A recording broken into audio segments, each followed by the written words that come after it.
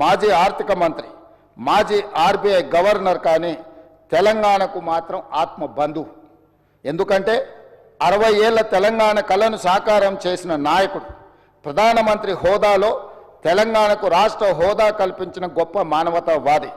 తెలంగాణలో ఆయన అనుబంధం విడదీయలేనిది, రాష్ట్రం ఉన్నంత వరకు మర్చిపోలేనిది. ఈ రాష్ట్రానికి పురుడు పోసిన డాక్టర్గా మన్మోహన్ సింగ్ గారిని తెలంగాణ సమాజం ఎప్పటికీ గుండెల్లో పెట్టుకుంటుంది.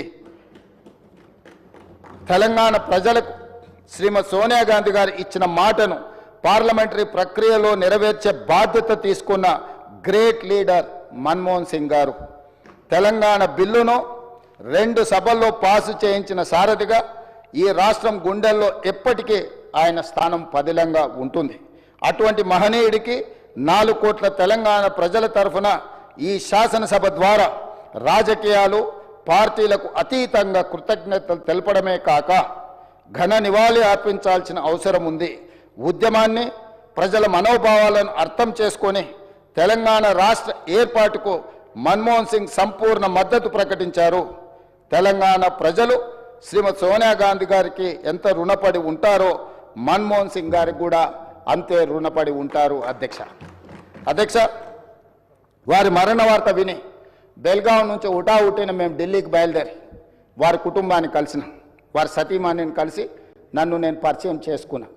ఎందుకంటే వారికి నివాళులు అర్పించి వారి సతీమణి గారికి ప్రగాఢ సానుభూతి తెలపాలన్న ఆలోచనతో వారి సతీమణిని కలిసి నేను రేవంత్ రెడ్డిని తెలంగాణ రాష్ట్ర ముఖ్యమంత్రిని నమస్కారం పెడితే కూర్చో అని చెప్పి, తెలంగాణ రాష్ట్రం వారు చాలా ప్రత్యేకమైన పరిస్థితుల్లో ఆ రాష్ట్రాన్ని మీకు ఇవ్వడం జరిగింది. మన్మోహన్ సింగ్ గారికి తెలంగాణ రాష్ట్రం అంటే ప్రత్యేకమైన అభిమానం ఉంది. ఆ రాష్ట్రాన్ని మీరు కష్టపడి అభివృద్ధి పదం వైపు నడిపించండి, మన్మోహన్ సింగ్ గారి ఆశీస్సులు మీకు ఉంటాయి అని చెప్పి వారి సతీమణి చెప్పినప్పుడు స్పష్టంగా కుటుంబం మొత్తం తెలంగాణ ప్రజలకు అండగా నిలబడుతుందని నాకు అనిపించింది. అధ్యక్ష, తెల్లవారి ఏఐసిసి ఆఫీస్ నుంచి వారి శివయాత్రకు బయలుదేరడానికి అన్ని ఏర్పాట్లు చేసినప్పుడు వారి వాహనంలో కూర్చోవడానికి నన్ను ముందుకు పిలిస్తే నేను అక్కడికి వెళ్ళి నించున్నాను. పక్కన ఒక మహిళ నించొని మీరెవరు అని అడిగింది.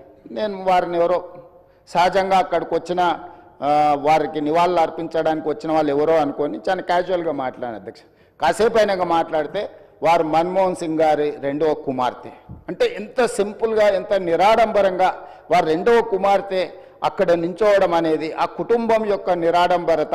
అంటే ఒక ప్రధానమంత్రిగా 10 సంవత్సరాలు, ఆర్బీఐ గవర్నర్గా, ఆర్థిక మంత్రిగా వివిధ హోదాలలో ఈ దేశానికి సేవలు అందించిన మన్మోహన్ సింగ్ గారి కుటుంబము అంత నిరాడంబరత ప్రదర్శించి, అంత సామాన్యులు అక్కడికి వచ్చిన వారి అభిమానులు, వారి శ్రేయోభిలాషుల మధ్యలో నించొని వారి నివాళులు అర్పించే కార్యక్రమంలో పాల్గొన్నారంటే వారు ఒక గొప్ప విలువలతో వాళ్ళ పిల్లలని, వాళ్ళ కుటుంబాన్ని ముందుకు నడిపించిండు.